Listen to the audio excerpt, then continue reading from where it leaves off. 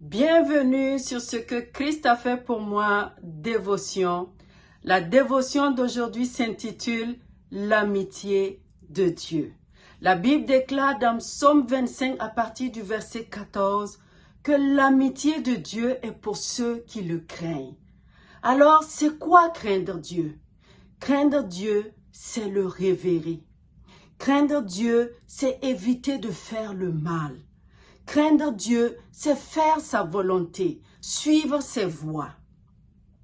Vous savez, dans la Bible, il y a eu des hommes et des femmes qui, par leur vie, ont laissé paraître la crainte de Dieu, qui, par leur vie, ont laissé paraître l'amitié réelle de Dieu. Et comme peut-être vous pouvez le constater, des gens qui nous ont dévancés dans la gloire ont également laissé paraître l'amitié de Dieu. Ils ont laissé paraître la crainte de Dieu par leur vécu. Et même de nos jours, nous avons des exemples autour de nous, des personnes qui craignent vraiment le Seigneur, des personnes qui, par leur vie, laissent paraître l'amitié de Dieu. Et je pourrais prendre des exemples dans la Bible, comme Job. Vous savez, Job, à un moment donné, alors qu'il va faire son dernier discours, il va dire ceci.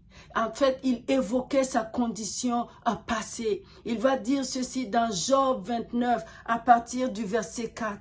Il dit, « Quand ma demeure jouissait de l'amitié de Dieu. » En ce moment, Job vivait une situation extrêmement difficile. Donc, il évoquait le passé. Voilà pourquoi il dit, quand ma demeure jouissait de l'amitié de Dieu.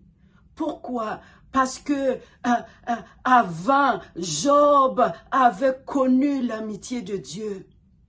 Job était connu comme un homme intègre, comme un homme juste, comme un homme qui révère l'Éternel, qui évite de faire le mal. Voilà pourquoi Job était l'ami de Dieu. Dieu va l'appeler son ami. Comme deuxième exemple, nous avons Abraham. Jacques va dire, dans Jacques 2, à partir du verset 23, il dit ceci, « Abraham crut à Dieu, et cela lui fut imputé à justice. Et il fut appelé ami de Dieu. » Pourquoi Dieu l'appela son ami? En raison de sa foi inébranlable, en raison de sa loyauté, en raison de sa totale confiance en Dieu. Voilà pourquoi Dieu l'appelle son ami.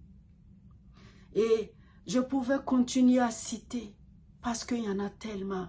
Il y a eu des hommes et des femmes qui ont cru en Dieu, qui ont mis leur confiance en Dieu, qui étaient appelés amis de Dieu et qui aujourd'hui même sont appelés amis de Dieu.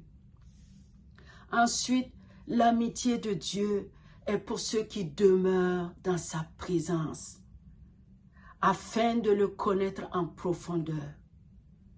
Le connaître comment? Par sa parole. Le connaître comment? Par l'œuvre accomplie de Christ, la nouvelle naissance.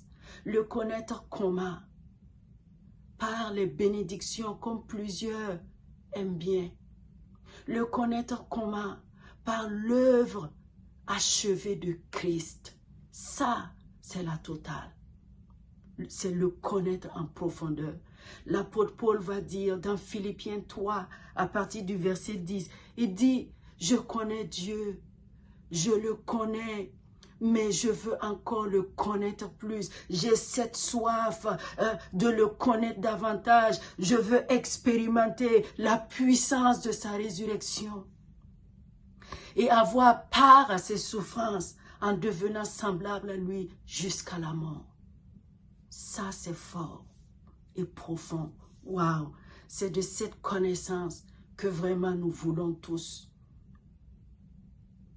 Et Quand tu demeures dans sa présence, tu le connais. Plus tu demeures, plus tu le connais. Plus tu demeures, plus tu le connais. Et tu deviens son ami. Et la Bible dit que Dieu ne cache rien à ses amis. Elle dit que Dieu ne fait rien sans avoir révélé à ses serviteurs, ses amis. Voilà pourquoi, rappelez-vous, quand il voulait détruire Sodome et Gomorrhe, il va dire ceci: cacherai-je quelque chose à Abraham, mon ami? Non, il ne peut rien cacher à son ami. L'amitié de Dieu est pure. L'amitié de Dieu est réelle, sincère. Es-tu son ami? Dieu cherche encore des amis aujourd'hui.